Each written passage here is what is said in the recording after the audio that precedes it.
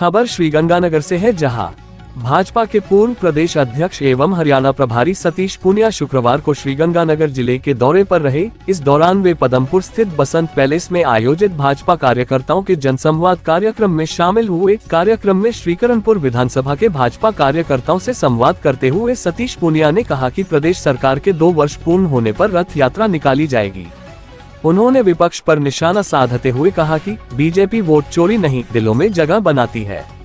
पूनिया ने प्रदेश सरकार की उपलब्धियों का उल्लेख करते हुए कहा कि पिछले 2 वर्षों में प्रदेश में एक भी पेपर लीक नहीं हुआ, जो सरकार की बड़ी सफलता है। जनसंवाद कार्यक्रम में भाजपा प्रदेश प्रकोष्ठ संयोजक विजेंद्र पूनिया, प्रदेश उपाध्यक्ष सुरेंद्रपाल सिंह तीती, पूर्व विधायक संतोष बावरी, श्रीगंगानगर संगठन मंत्री जसकरण सिंह सरा, पूर्व विधायक पवन दुगल, संमनदीप सिंह वडिग, राजेंद्र मंडा, पूर्व जिला अध्यक्ष आत्माराम तरर, नगर मंडल अध्यक्ष अंशु बिलिंदी सहित बड़ी संख्या में भाजपा कार्यकर्ता मौजूद रहे। श्रीगंगानगर से विनोद सोखल की विशेष रिपोर्ट। संवाद कार्यक्रम है, इसको लेके क्या कहेंगे आप? जैसा मैंने कहा कि निरंतरता और सक्रियता और जीवंतता ये भारतीय जनता पार्टी का एक महत्वपूर्ण और मजबूत पक्ष है।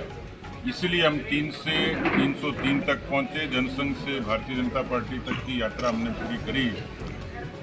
पार्टी ने भी यही सिखाया कि कार्यकर्ताओं से निरंतर संवाद, मिलना जुलना। आज विशेष रूप से तो रायसिंह नगर और श्री विजयनगर में नगर पालिका भवनों का लोकार्पण था, लेकिन मुझे जानकारी मिली तो गंगानगर में हमारे वरिष्ठ कार्यकर्ताओं के यहाँ शौक था, उनको संवेदना के लिए मैं गया और रास्ते में जहाँ जहाँ कार्यकर्ताओं ने इच्छा जाहिर करी वहाँ कार्यकर्ताओं से कुछ पल रुक के उनसे चर्चा करने का भी काम किया। तो आज का कार्यक्रम गंगानगर का ही, लेकिन एक विशेष अभियान इन दिनों हमारा चल रहा है सुशासन पखवाड़े का, जिसमें 25 दिसंबर को जब अटल बिहारी वाजपेयी जी के जन्मदिन है, उस दिन को पूरे देश भर में सुशासन दिवस के रूप में मनाते हैं और ये 14 तारीख से पखवाड़ा शुरू हुआ। इस पखवाड़े से हम लोगों ने नीचे तक राजस्थान सरकार की, भजनलाल सरकार की योजना, केंद्र की मोदी सरकार की योजना, जिसके जरिए आम लोगों का जीवन बदला है, उन सब का प्रचार प्रसार भी होगा। सरकार के 2 साल का उत्सव भी होगा, लेकिन विशेष रूप से सुशासन की अवधारणा ये लोगों तक जाए। कुछ ऐसी समस्याएं जिनका तत्काल समाधान, कुछ ऐसी स्थायी समस्याएं जिनका स्थायी समाधान, उनके बारे में भी जो रथ जाएंगे उसमें आम लोगों के भी सुझाव आएंगे, आम कार्यकर्ताओं के सुझाव आएंगे और उसके हिसाब से हम लोग उस पर कार्रवाई करेंगे। लेकिन मैं समझता हूं कि पिछले 2 वर्षों में केंद्र के सहयोग से केंद्र प्रवर्तित योजनाएं राजस्थान में ठीक से लागू हुई और भविष्य में भी राजस्थान प्रगति के पथ पर जाए, उसके लिए एक बड़ा अभियान प्रदेश के मुख्यमंत्री भजनलाल जी ने और उनकी सरकार ने निवेश के लिए किया, जिसमें 7 लाख करोड़ का निवेश अभी प्रस्तावित है, जो लगभग धरातल पर है। कुछ और MOUs हुए हैं, प्रवासी सम्मेलन में इसकी जानकारी पूरे तरीके से आई है। मैं समझता हूं कि राजस्थान में निवेश भी आएगा और राजस्थान में रोजगार के अवसर भी बढ़ेंगे। राजस्थान का जो बुनियादी विकास है केंद्र के सहयोग से और ज़्यादा तेज है। सर, पूर्व अध्यक्ष रहते हुए आपने पेपर लीक वाला जो मुद्दा उठाया था, बड़ी सफलता थी भाजपा के लिए, प्रदेश में सरकार बनाने में कामयाब रहे, इसको लेकर सर क्या कहेंगे? निश्चित रूप से यदि इस मौजूदा सरकार की एक शब्दों में एक उपलब्धि को फोकस करके कहें तो पिछली सरकार में, अशोक गहलोत जी की सरकार में 5 साल में अराजकता, कानून व्यवस्था की बदहाली, भ्रष्टाचार और पेपर लीक, खासतौर पर पेपर लीक एक बड़ा मसला था।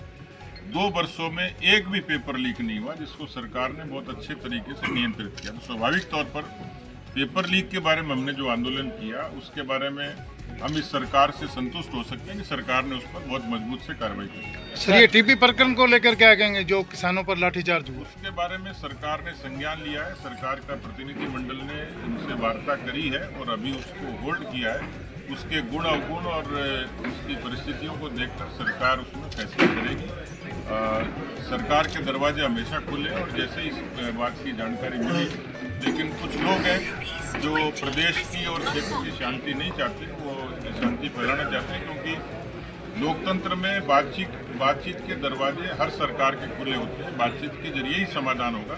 सर, मुझे लगता है कि कल काफी सकारात्मक। सर एक सवाल, इसकी स्वीकृति सर 2022 में मिली थी कांग्रेस के राज में, उसमें क्या कहना चाहिए? MOU कांग्रेस के राज में ही हुआ था और इसलिए कांग्रेस पार्टी सियासत कर रही है, इतना ही कहूँगा। इस सुशासन यात्रा में सब क्या विशेष रहेगा? जबरदस्त। सुशासन यात्रा में 2 साल की राज्य सरकार की उपलब्धियां और खासतौर पर जो वाजपेयी जी का जन्मदिन है उसको सुशासन दिवस के रूप में 25 दिसंबर को हम लोग मनाएंगे। सर हरियाणा में एक बड़ी उपलब्धि आपने पार्टी को दिलाई है और उससे पहले राजस्थान में बहुत अच्छा आपने काम किया है। क्या माने कि गुजरात की तर्ज पर क्या राजस्थान में भी अगर परिवर्तन होता है तो सतीश पूनिया को भी मुख्यमंत्री के तौर पर मौका मिलता है? देखिए, मैं मुख्यमंत्री या मंत्री तो नहीं, लेकिन पार्टी का संतरी बहुत अच्छा हूँ और मेरी इच्छा है कि मैं जैसे पार्टी मुझे जिम्मेवारी देती है, भूमिका देती है, आज मैं अपने मुख्यमंत्रियों के तिलक लगाता हूँ। ऐसा सम्मान बहुत विरले मिलता है। आज मैं मुख्यमंत्री राजस्थान के, हरियाणा के, बिहार के तिलक लगाता हूँ, दिल्ली के लगाता हूँ। तो पार्टी ने इतना अवसर दिया कि मुझे ऐसे प्रदेशों में काम करने का मौका दिया, इतना बड़ा सम्मान मिला। मुझे लगता है कि मैं अपनी भूमिका से संतुष्ट हूँ।